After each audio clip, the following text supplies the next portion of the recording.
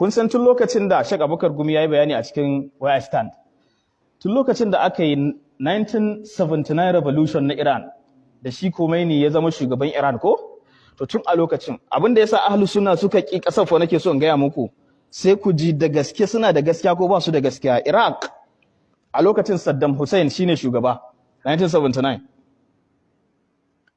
to su kuma suna mulki ne a ƙarƙashin wani party da ake ce mai Ba'ath. Shi kuma Ba'ath ɗin nan abu uku ne ya dogara akai, shine Arab nationalization, Arab socialization, sai secularism. Abu uku, watan suna so duk ƙasashen Larabawa su ɗinke su zama guda ɗaya. Duk kuma tattalin arziki da yake ƙarƙashin ƙasashen nan ya zama ƙasashen Laraban suke kula da shi, za a iya samun ma redistribution, ƙasar da bata da arziki a bata. Sai na ƙarshe secularism, to mu duk da tushen mu fa addini ne, mu musulmi ne, to ba kuma ruwanmu da addini. Wannan shine mulkin Iraq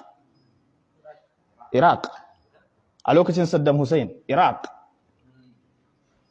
To a lokacin abin da zai ƙara tabbatar muku da wannan, akwai wani wanda ya yi deputy prime minister, Tariq Aziz, ba musulmi ba ne.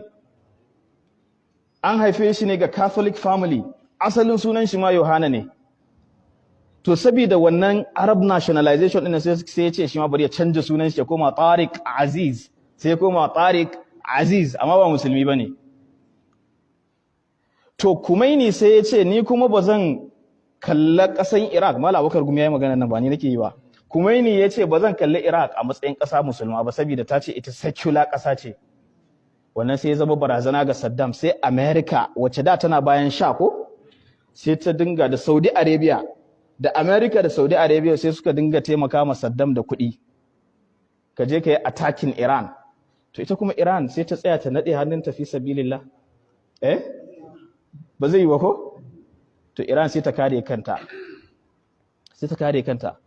To kuma Iran ɗin nan da kuke gani, ita ba ta ce ƙasar musulma ba ne? Shi yasa malam in kuna tunawa, malam yake cewa sojojinmu ya ba da fatawa ko? Sojojinmu in kun je yaƙan Boko Haram kuma ku dinga yin kabbara, saboda su ma suna kabbara. Wannan akan gaskiya suke faɗa? Amma kabbaran nan da suke yace yana ƙara musu wani ruhi da izza. To kaga Iran da ta ce ita ƙasa ce ta musulmi duk da aƙidar ta mara kyau ne ko? Wancan kuma mafi yawancin su sunna ne, akwai shi an fasu ma. Amma su suka ce mu kuma secular ƙasa ce, ba ruwanmu da addini, wa Allah zai taimaka. To shekara 8 Saddam Hussein yana ƙoƙarin ya penetrating Iran amma ya kasa. Shekara 8.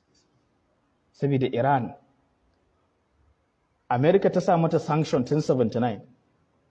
Takunkumi, ba trade. Kasashen da suke tare da America gaba ɗaya ku daina siyayya tare da su, suka daina.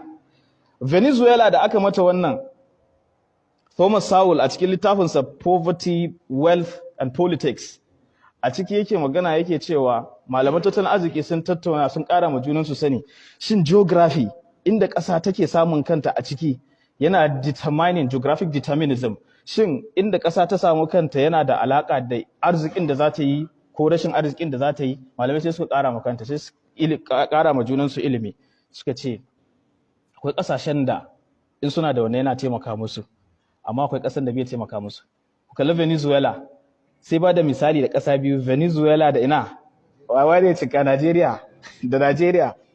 Allah ya zuba mana arziki, amma yana yake babu.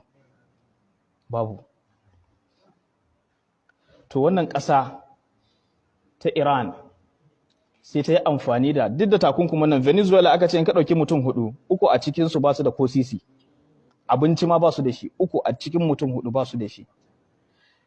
To Iran tana da gaba ɗaya wannan ɗinta, wannan economic power ɗinta gaba ɗaya, worth in shi aka ce dala 380 biliyan. Israel 428.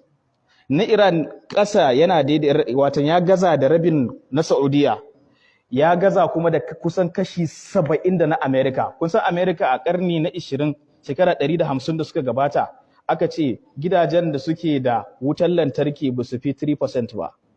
Gidajen da suke da flush toilet ba su fi 10% ba. Amerika nan da kuke gani, 20th century, shekara 150 da ya wuce, amma jiyan da suke a yau, me suka rike? ku je ku karanta the Jewish phenomenon, za ku ga abin da suka rike suka yi wannan arzikin nan. America ba za ta iya daina taimakon Israel ba saboda su suke rike da militarin ta. About 40% na billionaires ɗin da suke America duka Jews ne, Yahudawa ne. To ku kuma musulmi, Allah ya ce su arnan nan tahsabuhum jami'an wa qulubuhum zalika bi annahum qaumun ba su da hankali ko? To mu mun fi su rashin hankali. Wassalamu alaikum wa rahmatullahi ta'ala wa barakatuh.